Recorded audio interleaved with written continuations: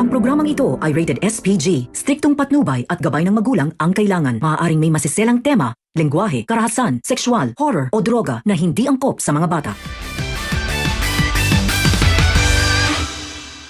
Habang nasa abandonadong bahay nga itong sila Tata at Francis ay magpapasalamat dito si Tata at hihingi na din ng pasensya dito kay Francis. Dahil nga kasi sa pagliligtas nito sa kanya ay nagtamo ng sugat ito. Pero mukhang nahuhulog na dito kay Tata itong si Francis dahil kahit ganun ang nangyari sa kanila ay magpapasalamat pa ito dahil mas nakilala daw nito si Tata. Dahil nakita kasi nito kung gaano kabuti at maalaga itong si Tata, kaya naman hindi napigilan ni Francis na sabihin dito kay Tata na ang swerte daw kung sino man ang mamahalin nito. Sa pagkarinig nga nun ni Tata ay kikiligin nga ito. Sa kabilang banda, nahanap at nakabalik na nga sila Francis at Tata sa mansyon, na agad naman silang sinalubong ni Sir Gob at kinamusta nito si Francis.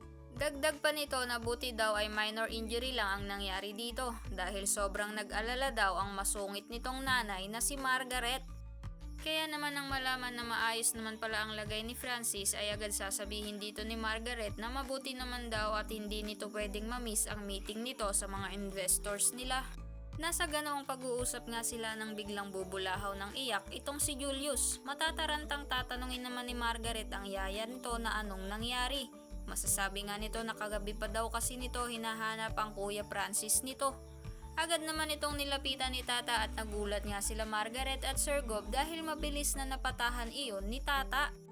Dahil doon ay nagpasalamat itong si Francis kay Tata na kahit alam naman nitong hindi ito ang asawa niya ay tatawagin niya itong love na ikagulat naman nitong si Tata. Samantala habang nagluluto nga itong si Tata ng batchoy sa buko ay mapapansin naman ng isa sa mga katulong ng Palma na parang may kakaiba daw dito sa inaakala nilang si Venice. Para daw kasi itong may sapi minsan. Nang matapos na ngang magluto itong si Tata ay tinikman na ulit nila Sir Gob at Margaret ang luto nito at sa pangalawang pagkakataon nga ay nagustuhan nga ng mga ito iyon. Sa kabilang banda tatawagan naman ni James itong si Tata at gusto nga nito makipagkita dito dahil may ibibigay daw ito kay Tata. Sa pagpunta nga ni Tata kung nasaan itong si James ay iaabot ni James dito ang isang envelope na naglalaman ng kopya ng marriage certificate nila ni Venice. Sinabi nito kay Tata na kailangan daw maibigay iyon ni Tata kay Francis mismo. Kaya naman kung sa tingin mo na malalaman na ni Francis ang katotohanan ay huwag mo namang kalimutang i-like ang video na ito and don't forget to subscribe. Thanks for watching. Bye-bye!